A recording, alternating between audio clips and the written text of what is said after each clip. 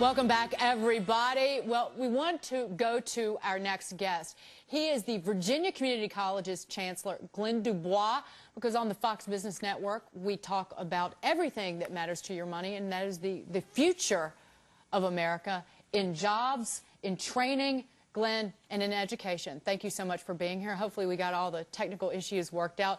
Glenn, the reason we had you on today is President Obama has proposed $12 billion being put into community colleges over the next 10 years. Is this money going to be, assuming it goes through, will it be well spent? Speak to the American taxpayer who's footing the bill here. Sure, Dagan. I'd be happy to. You know, I've been a community college teacher for 10 years, and I look at this proposal. I look at the goals of the proposal and then the strategy, and I give those both a grade of A. You know, on the goal, clearly the goal is to put more degrees in the American economy, specifically 5 million more degrees in the next 10 years. That is terribly important. We used to be, you know, first among all nations in the proportion of population that have post-secondary degrees. We've slipped, you know, not to 5, 6, but we're somewhere around 12 or 13. Another way to kind of look at this issue is, you know, today's people that are in charge, the baby boom generation, best educated generation in America's history, unless we change the future, is about to be replaced with a generation here in our country that's less educated. That's kind of a pathway to a disaster. Now, on the strategy, the president is focusing on community colleges. Well, I mean, that's terrific. We're innovative. We're everywhere. We're the best, most cost-effective on-ramp to post-secondary education for American families. We're the best deal for the American taxpayer. Our relationships with high schools are deep. Our relationships with businesses, very, very effective. And we have tremendous connections with universities. So I think the goal is the right goal.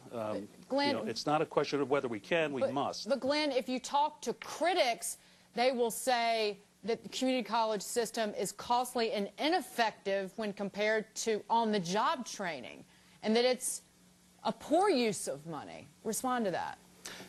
Well, we don't have that kind of experience here in Virginia, and I doubt that you'll find that experience anywhere in the nation.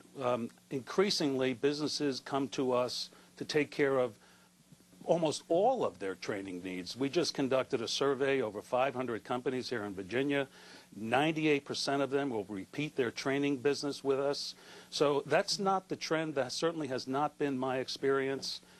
Increasingly, American employers are coming to community colleges for training, whether that's 1 day, 1 month, or 1 year. But to get people into community colleges, you have to improve the dropout rate in high schools in this country. How are you involved with that, or just community colleges in general? That's a great question. You know, this country, we lose 1.3 million young people every year. They don't make it to 12th grade. 12th grade clearly is no longer the finish line.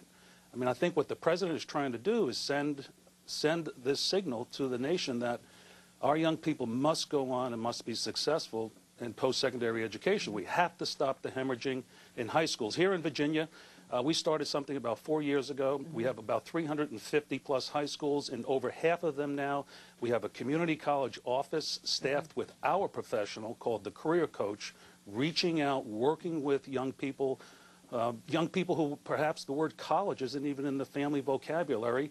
And they go home and they might get excited and tell parents that, you know, I think I can go to college, and parents will say, well, we can't afford it. Yeah. We'll reach out to those parents and show them that there could be some funds there to help their child get into a community college.